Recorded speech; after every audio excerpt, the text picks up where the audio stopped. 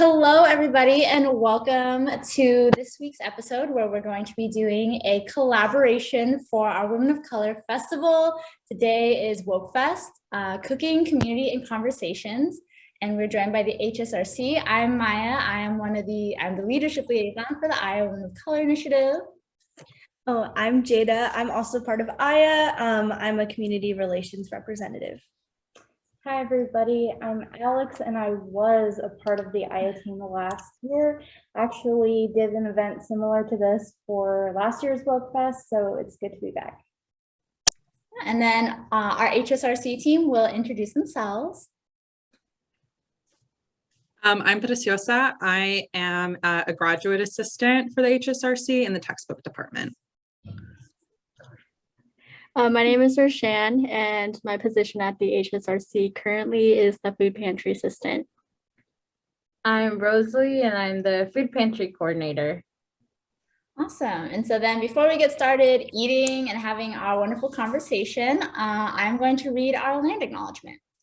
So Oregon State University in Corvallis is located within the traditional homelands of the Marys River or Ampinefu Band of Kalapuya. Following the Willamette Valley Treaty of 1855, Kalapuya people were forcibly removed to reservations in Western Oregon. Today, living descendants of these people are part of the Confederated Tribes of the Grand Ronde Community of Oregon and the Confederated Tribes of the Siletz Indians. Indigenous people are valued contributing members of the Oregon State community and represent multiple sovereign tribes among students, faculty, staff, and alumni. AYA accepts its responsibility for understanding the continuing impact of the history on these communities. We are committed in the spirit of reflection, learning, reconciliation, and partnership to ensure that Oregon State, as an institution of higher learning, will be enduring benefit not only to the state of Oregon, but also to the people on whose ancestral lands it is now located. Awesome. Let's dig in. So today we have goikon, which are salad rolls that lots of people are probably more commonly known to people. And for our conversation, just to kind of get us kicked off, what dish do y'all typically make when you're either for yourself or your friends? I'll start off. So I probably make tofu. I've been in a tofu phase, so tofu is really good. I imagine putting tofu in these would be pretty good as well, as a good protein, but I've been in kind of a tofu kick, just like pan fried tofu, but that's probably, I guess it's not a dish, but udon is something I make a lot. I put tofu in that as well. That's kind of like a soup noodle, and udon are like fat noodles, so just for people who don't know, but yeah, that's probably the dish I make the most at home. I feel like lately I've been making a lot of pad thai. I had never eaten pad thai until like 2019, and then I went to Thai chili all the time, but it was so expensive, so I looked up my own recipe, and then I started making it pretty more regularly. So I make that a lot, and it's really good. I think for me, whenever I'm with family or friends, I like to make fried rice because it's very simple. It's very easy. You can throw whatever veggies, and then same with stir fry. You can never go wrong with a choice of protein, and then throw in corn or sometimes cheese or spam. I think it's very easy with rice and then soy sauce, but I like making those.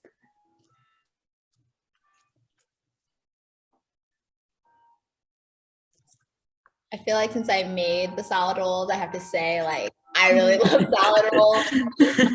Just gives a sense of home, and it's pretty simple. If for everyone who's gonna read the blog post when that comes with the healthy bags, you'll read that I'm not good at rolling them.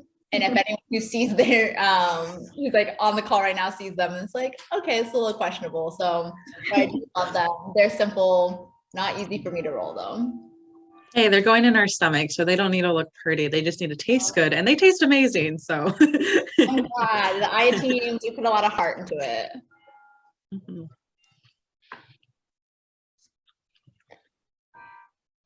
So I cook a lot of pasta. I think I'm just really used to cooking pasta or ramen.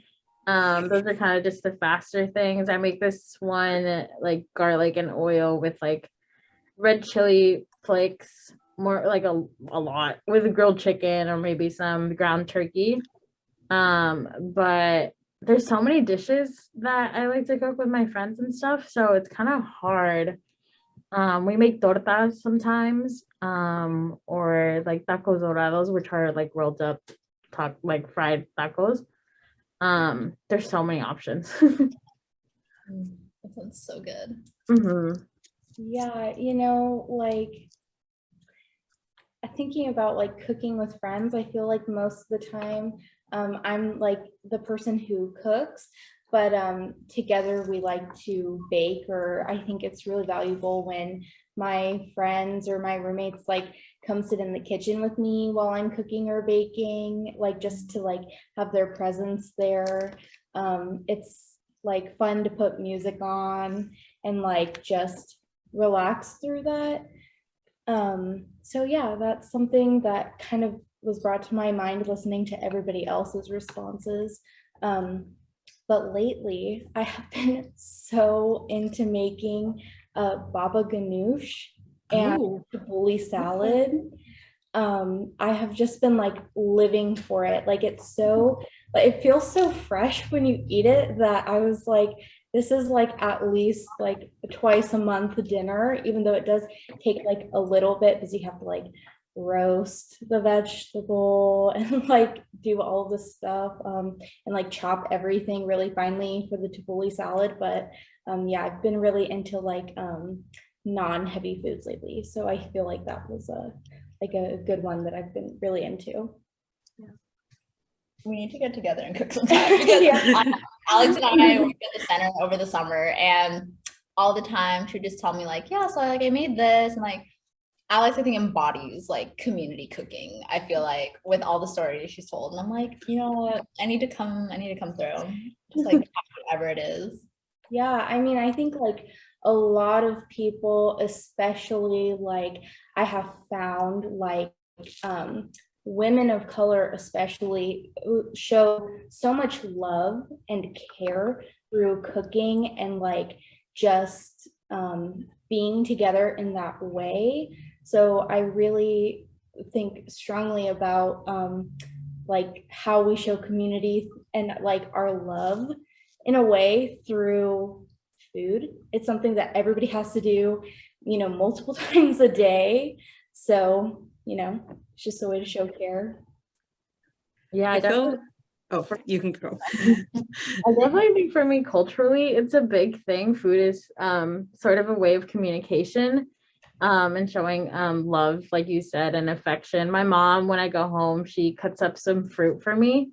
And we both really like coconut. So sometimes she'll get coconut and she'll cut it up and stuff. And she knows I love the coconut water. So she'll put like, give me the thing in a straw. And then on the side, when I'm done with that, she'll cut it up and stuff and just give it to me. And then I'll put whatever I want on it. But it's just those random acts of love that I really appreciate. And cooking always reminds me of my mom. I'll just be listening to music, reminding me of home. And it transports me. I was gonna say, like, I feel like cooking is one of those things where I did it a lot with my dad, actually. My mom cooks too, but my dad is like the person who taught me to bake. And that's kind of what like started my love of like being in the kitchen. And every time I go home, he makes papas with chorizo and homemade tortillas are like my favorite breakfast food. And my dad will always make me every time I come home, homemade tortillas and make my papas with chorizo with like either soy chorizo or like beef chorizo. And it is so good. And I like don't really cook the same amount because like cooking for yourself is very different than cooking for other people. And coming from like a big Hispanic family, like I definitely miss having a lot of people to cook for. So I enjoy cooking for other people, but I don't like cooking for myself as much. So I've noticed that one of the things I hope to bring when I, move on from college is like just cooking a lot more often. And just like having one thing that I've started with my roommates is like we kind of have like these themed dinner parties, and so all of us will like cook a whole bunch of like random foods and like bring it together, and it's so much fun to like be able to share our different cultures. Because we had like a Cambodian night the other night, and one of our friends like made homemade Cambodian food, and it was amazing. I had never had it before, so that was a really fun experience. That reminds me, Precious, of like my family as well, where like I personally don't cook a lot, like if ever. I also feel like I don't have a lot of people I can cook for that will like appreciate. Like I know a lot of people like being Vietnamese, lots of people know things like pho, but I like to get really like into like, you know, all those foods that maybe you have to be like more immersed in Vietnamese culture, be like, oh, okay, yeah, like I like that. And one of them is called bún riêu, and it's like this, at its base, it's like a crab soup, but it's so much more complex than that. And like every time I come home, like my grandpa and I were like making it, it's like a signal of like I'm home, and like just that family style of like making big pots of soup or having like hot pot, or just anything that like everyone around the table can grab from. And so like my hope too is that like I want to be able to share these foods with like people and really introduce them that there's like other kinds of Vietnamese food that are also amazing that like I really think people should try. Yeah, I feel like maybe almost every culture has like a food that is like the food that they're known by, right? And oftentimes it is not the thing that is truest to our hearts. Like, you know, so it's I like, I'm not sure why it is that the ones that really like pop off are the ones that like you know, we like them, but they're not like top tier. So it's really fun to get to show and express your culture through the food that you love the most, right? And to share that with other people. Yeah, Alex, you bring up a great point because I come from a Chinese background, and when people think of Chinese, you know, they think of like Panda Express and things like that. And it's just, I know, and something that just came to my head, I guess, is that when people think of like any Asian food, they really just associate it with Chinese food most of the time, or like Japanese or something. And I don't know why that is, but just something I've noticed. But you do bring up a great point in that, because there's so many other, I guess, foods to me that I love in Chinese culture. A big part of it being dim sum, which I'm not sure if a lot of people are familiar with that, but it's kind of like, I'm pretty sure it means little plates in Chinese, and it's like basically small appetizers. It's not really one dish, it's just like a variety of different dishes, and it's something that is so good, and I have yet to attempt to make it myself. But yeah, I guess it's just a great example of like how, I guess, foods special to us aren't really the ones that are recognized, which is kind of weird. I don't know. I was like, my favorites are like papas with chorizo, which I feel like are pretty common Hispanic breakfast food, at least in Mexico it is. But people make it very differently. Like some people like to make it with eggs, and like I do not like eggs with chorizo. Like it's just not my jam. I like the potatoes. And I know like another one, the other two that I really like are like carne asada. But if you don't like carne, I mean, if you're a vegetarian or a vegan, I guess it makes sense if you don't like carne asada. But yeah, it's like, but those, and then albondigas, like soup, like albondiga soup is like one of my favorites. And I know a lot of people don't really associate it or like really think it's that amazing. It's literally like zucchini. It's like meatball zucchini soup. And I think it's amazing, but I know some people are like, yeah, it's okay. Yeah, I think it's just really cool that, you know, you can share your culture through food, and you can learn so much about an individual through food. And even though it can be very similar to their type of dish, like a soup dish, they have a specific way of making it, or like their taste or like the texture of it. It's just very cool.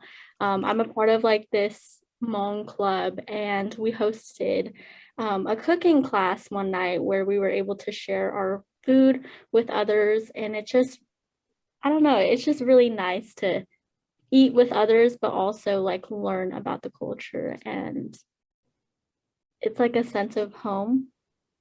I don't know. Yeah, so it's nice. That was a really fun class. It was, really yeah, she fun. was there. It was really fun. There was like Yeah. dancing, and I've only ever met one other like Hmong person, so I didn't really get a lot of. I think the only thing that I connected was the rice in the bag. Oh yeah, yeah. Yeah, the rice in the bag. I remember first learning about that. I was like, that's genius. And I was on like a road trip and stuff, and I was just like, wow, I never thought about putting rice in a bag, and it was so convenient. To like, is it like to travel with, or like to eat, or like what is that? I guess it's just to like store the rice in. So if you're gonna have like a potluck per se, those who are online can just like grab the rice instead of like scooping it out of the rice cooker. So it's already pre-prepped for them. That's very smart. That's so smart. It's very convenient. Like convenience and food like that. Some like growing up, I've always appreciated Japanese culture. Like I might be outing myself, but like I love anime like a lot. And like I took Japanese in high school, and I got to fortunately go to Japan when I was a senior.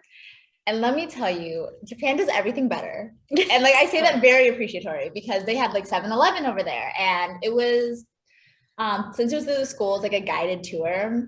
But I love onigiri, which is like the rice balls, and you can go and get fresh hot food from their 7-Elevens. And so I would like buy a couple. Like my favorite one is like tuna mayo, like as the filling. And so we'd be on the bus, and it would just be all nice and wrapped, nice and like pre-warmed, and I'd just be traveling with some like good warm food that like I like. And I really wish it was like that here, where like, have nice foods prepped well on the go. It's crazy to compare like the 7-Eleven here in other places, because it's like, whoa, like we don't even have that. Like Pizza sticks, hot dogs. Yeah. Or it's like weird. I like one of the things was like I've been to Europe, and like going to like even like McDonald's, right? Like it's like, oh, like I don't eat McDonald's in the US, but like when I was in other countries, it was like, oh my gosh, it's so expensive. Like I just want to see what's at a McDonald's. But like they like I know in like France, the McDonald's cafe is like gourmet like pastries, and I'm like, wait, what? Like it's just crazy. So or like they have like is it hummus or something like that? It's like the ketchup and like I think mayonnaise or something, or like mayo mix that a lot of Europeans eat fries with, which is very different. So it's interesting to see all these weird like toppings, or like different toppings and like different drink orders, and it's kind of cool. Yeah, the only place in the United States that I've ever been to that had like the best 7-Eleven ever was in Hawaii. Yeah. And like it is like superior over there, like top notch. So like a definitely like elevated 7-Eleven experience right. in the United States. Don't know if anybody else. Yeah, you know. No. And also the McDonald's in Hawaii is like amazing. They have like pineapple pie, like pineapple cream pie or whatever that you can get. Taro. Yeah. Once I like get done with school and everything, I like need to choose carefully where I live after this, because I'm like, you know, like Oregon's nice, but like Not that we're nice. just here. Yeah. We're not like I definitely like growing up in Southern California, I miss the diversity in food in Oregon, because I know like in Portland you can find some diversity. In Eugene you can kind of find it. Corvallis, after like the first year, you've kind of eaten all the restaurants, and it's hard to find some new stuff to eat here. It's really interesting because like when you guys had brought up the Hawaii 7-Eleven, it's like they have poke, they have spam musubi, but in order for us to get those things, it's like we got to go to the grocery store and get that, or go to a restaurant. But it's just really cool. all right, drive down to Rice and Spice, pick things up. Exactly. HK Market. Yeah. We should just create our own restaurant. We'll do that. Yeah, what would we call it? I don't know. I think is it Common Fields? I kind of like, I think that opened up, I think like over, maybe it was last year. I don't know. It's still pretty new. It wasn't here when I first moved to Corvallis, but I like it because it's like you can go to all these like little oh gosh, what are those called? Food trucks? Yeah, food trucks. Thank you so much. Yeah, it's like all the little different food trucks, but you can go get like your drinks and you can kind of like combine all these food. And I think they had a really good ramen one that I think they might have closed down, but it was super delicious. And I'm kind of sad that I've only ever had it once and that they closed it before I could go again. So, yeah. Yeah, so my family is from like the Bay Area. So like I was born over there. I wasn't raised there. I actually consider myself to be an Oregonian because I only lived in California for like 7 years. So it really like doesn't count, but that's where all my family is in the Bay Area. And the amount of that is lacking in Oregon, like the diversity, the food options, like everything is just, it's lacking. I don't know what's going on up here, like, because like we know what's thoughts. Yeah, up here, but I think there's some theories. I feel like, every, like, okay, I'm gonna say it. The white people, they, are always like so a little too interested in like what they think is different food. Oh. And, like they're like, oh, this new Peruvian restaurant that opened downtown, and I'm just like, hello, why don't we have more of these restaurants? Because right now it's popular to like have, like more diversity in your food options. But I feel like Oregon just hasn't caught up. Like my family, so like my grandparents are from Nicaragua, and there is no Nicaraguan options here. None. Zero. I have searched, I have cried, I have begged, and there's none. So really the only option for me to do anything culturally with food, or even, just in general, it has to be in my house, because that's the only community that we have up here, because there's not a big Nicaraguan community. And it's like what, like we're just so lacking up here. It's not the same in other places. We really are. Me and my friends always joke around. We're like, Corvallis would be so much better if we had like more diverse options. But it's crazy because like if you want like good ramen or like a specific food, you have to drive like an hour away to like Eugene or like Portland. Yeah. Where more of the options are. Yeah. It's like I remember like when I first moved here, I moved here in like 2015. And I remember like trying to just find hibiscus leaf, like it's called Jamaica in Hispanic culture. And like that's my favorite drink that like my grandma makes all the time. And she makes like tamarindo, or like it's she makes like this cucumber juice that I forget which it's called. It's like AWA this something. And like those are like my 3 favorite drinks that my grandma would just have all the time at home. And like she makes them from scratch. They're really simple to make, but you just like need like the base. And so I would go to like, and I was used to like being able to go to any grocery store in SoCal and like they would just have like the right products to make these things. And like I went to the grocery store here and they weren't there. And I was like, or I didn't know where to look for, because like I was just used to like it being in like, the tea area or like a certain area, and it just wasn't there. And I would ask people like, oh, do you have like ceviche, or do you have like hibiscus, or do you have this? And they're like, what are you talking about? And I was like, or like I would say Jamaica, and they're like, what are you talking about? And I'm like, oh, like it's like this red like flour that like, you just need to like boil, and then you add sugar, and it's super good, and it's really simple. And they're like, we don't know. And like eventually I remember there was like one shelf in the grocery store of like cultural food, like just ethnic food.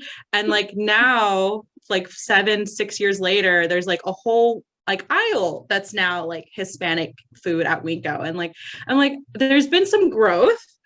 It's caught up a little bit. I know there's like at Winco, at least there's like now like the whole bin of hibiscus, and so you could just like put it in your package and it's great. But I remember the first year I was here, my mom had to send me like 3 packets of it, and she sent me some other like spices and stuff like that like I just couldn't find at any of the grocery stores. And I like cried because I was like, I'm used to there being like tiendas where it's just like, it's a whole grocery store dedicated to like Hispanic food.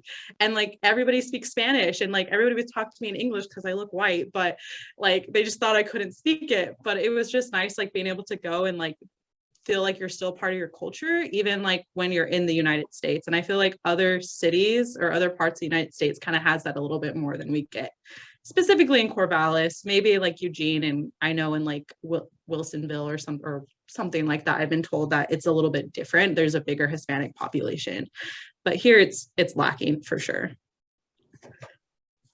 First off, I want to say that I'm thankful that you say Winco because that is a constant debate in my apartment. Whether it's pronounced Winco or Winco. Anyway, what I was going to say was it's kind of crazy how like just food in general of our culture just brings us such like a sense of belonging. And I think when we talk about like the lack of diversity within grocery stores, I don't really know. We can go on and on about like why that is, but one thing I guess I thought about in my head was like maybe it's because like society wants us as women of color to kind of conform to like what white society is, I guess, or like basically, you know, we're limited to such, you know, only certain options at grocery stores. Like when you're talking about like your hibiscus leaves, was that Yeah. what it is? Yeah. So I don't know. It was just a thought. I don't know what you guys think or if you have anything like that. I mean, it would be cool if we implemented like a cooking cultural class, like even in just like back core or something like that. Like not just voluntary, but something more like, you know, required maybe. I don't know. You bringing that up on like I don't want to say like on a lighter side, but it was a TikTok or it was like a tweet or something. And it reminded me of how they were like, you know, like colonizer, like they colonized us for our spices and then didn't even use them. And that makes me think of like whenever I try food here or even just like drinks. And like for context, my aunt owns a Vietnamese and like kind of like Asian restaurant up in Portland. So, you know, and like she's went to like other countries like Korea and studied like their food. And so she's got it down. And so like I go up there and like sometimes she sends it back with me and like the Thai tea especially is just so delicious. Like everything from there. So then I come down here and I'm like, why is the Thai tea so like watery? Why is like, where's the like half and half or the cream? Like what does it taste like? 90% in your Thai tea. It's like they put the Thai tea and then like a bucket of water. And I was like, there's like it's food coloring and water is what it feels like sometimes. Yeah, literally. Like we have all of these wonderful like spices and flavors and like ways to make things, even like from a packet. I want to like calm down, but they like took all of these things and then like, you know, made it bland, dyed it, like dimmed it down. And I'm just like, if you could just feel the explosion of like your taste buds with like authentic food from these cultures, then like I feel like you'd be happier people. But I feel like we could end a lot of like bad things in the world if we just like came together over some like good authentic food. But I do really like that idea. Like I know with I like what Jada was bringing up with like cultural nights where people just get to like share in their cultures, their foods, their dance, music, and like dress. Because I know like in high school we had our cultural fest and it was like a day and like or it was a week long, but one day at lunch all of the different cultural clubs and organizations would come together and like, bring their foods, have it like be made there in the kitchen. My aunt catered our booth, and so like I was able to share that with people. And they're like, "Oh my God, where is this from?" And I'm like, "Bet you never had something that good, huh?" And it was like getting to share it, and then you get, you know, like local business owners, and there's so many layers to it. But it was like a really feel good experience, and I'm glad that like there are elements of that on campus with our cultural clubs. So, yeah, I digress. No. Yeah, for sure. I think a big part of living life is exposing yourself to different cultures and different people and just a variety of things. And I think people often are so closed off and not willing to learn, or anything that's different is like weird, or they judge before really getting to know the food. Like I mean, I have a hard time like trying food because I'm just like nervous about it, but I'm gonna do it anyway. And I think that it's hard to expand your mind if you're limiting yourself to what you're comfortable with. Usually things outside of your comfort zone is where it's at. Yeah, it's really interesting. Like growing up in a predominantly like white community, I grew up in like a really small school, so there wasn't a lot of people of color. And so when I wanted to bring, food cooked from my mom, I always second guessed myself, like, oh my God, is it too smelly? Like what will they think? Am I gonna get questioned? And so that whole stigma just kept me from sharing my food. But when I went into college, I started to recognize that and appreciate like the food and sharing it with others. And it's like, yeah, people want to know about these foods and like have these different experiences, like with the spices and the texture and like the color even. Mhm. So it's really interesting. It makes you appreciate like how much food can bring others together and learn so much about one another. So I think that's really cool. I was like, yeah, I guess I would like second that too. Cause like, I mean, I grew up in a pretty diverse area. And so moving somewhere where it wasn't as diverse, it was just such like a culture shock to like not have so much access. But like one of my roommates was Nepali and we lived together for 3 years and like I spent Thanksgiving with her family and I like visited her family a whole bunch and like they exposed me to like essentially Indian Nepali food, but it wasn't like, but it was like authentic. Like they grew up there, they grew up making it and like getting to like be in the kitchen with like my friend and her mom and like her sister and like them showing me like how to make this food and like her having her friends over at like our apartment and like experiencing that was super amazing. And then I had like another roommate of mine who grew up in Hawaii and like her family I believe was Filipino and so like she also had friends that would come over from I think they were a part of like I think there's like the Filipino cultural club that's on campus and so she was a part of that and like they would make a whole bunch of food at our house all the time and so like getting to like roll like I think like roll dumplings and like other things like that were a part of like their cultures was so cool. And like I found out that like I think it's like I want to say it's kalamasa but I think that I might be saying this wrong and I apologize for butchering it but it's like this really like garbanzo beans and it's like mixed with like this really awesome like tomato like spicy sauce thing and it's so delicious and it's like my favorite food ever but like her mom taught me how to make it took forever I didn't realize that how long it actually takes to make if you don't make it regularly but like it was just like those like little things where like I now have like a piece of that I get to like keep with me from like those experiences and it's been so nice to just like get to eat all these other foods and I think not to like plug the HSRC but one of the benefits of like working at the HSRC has been like getting to experience so many different types of food like the egg rolls that we get and like to kind of get like those healthy beaver bags and like get to share all these different foods that I never would have made on my own. So I really enjoyed trying all these different foods. And I think with what Preciosa was saying, like plug it all like that's what we want to be able to share. It's like if you're looking for some of those spaces, you're looking for some of those opportunities, like here they are. But I think that's a good transition into kind of the end of this video. I've had a wonderful time with all y'all, and I just love like starting from one place and then just seeing where it goes. And I'm so excited for future collaborations and conversations we can have together. But definitely want to share a big thanks to the HSRC for partnering with us to have this conversation, to put together the salad rolls for the Healthy Beaver Bag. And I don't know if y'all have anything like upcoming. I remember like last time I was in the space, y'all were like in the middle of planning things, but I want to give y'all the space to plug anything you want, all the things. Yeah. So we will be having an art festival being hosted by the HSRC during Friday of week 3. I believe it's April 15th. It's that Friday of week 3 in spring term. And we'll be having more information coming out in the next week or two about that. But if anybody are artists and want to submit something to kind of get to be a part of this space, we'd appreciate it. Our whole goal with that is just to kind of increase like access to the HSRC, but also allow students to kind of contribute to what the space is and how it looks, and kind of leave a little bit of yourself within the OSU community. And so I really hope people will submit. And yeah, I'm just looking forward to getting all these different arts in our organization. So I'm excited. Anything else y'all want to share?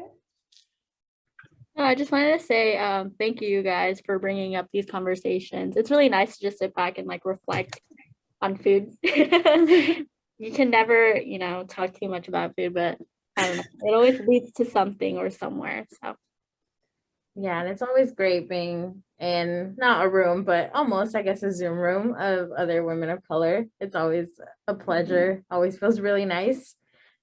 So yeah, again, thank you for working with us, and we're really excited about the beaver bags.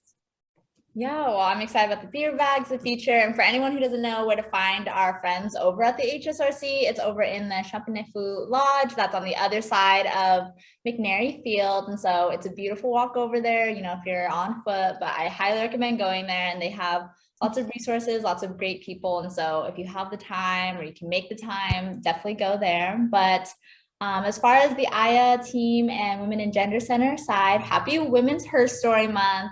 We have lots of ways that you can engage with us this month. And so be sure to check out our Instagram. We'll have all of that linked after the video and whatnot. But again, thank you. We hope you enjoy making these salad rolls. But other than that, bye everybody. bye.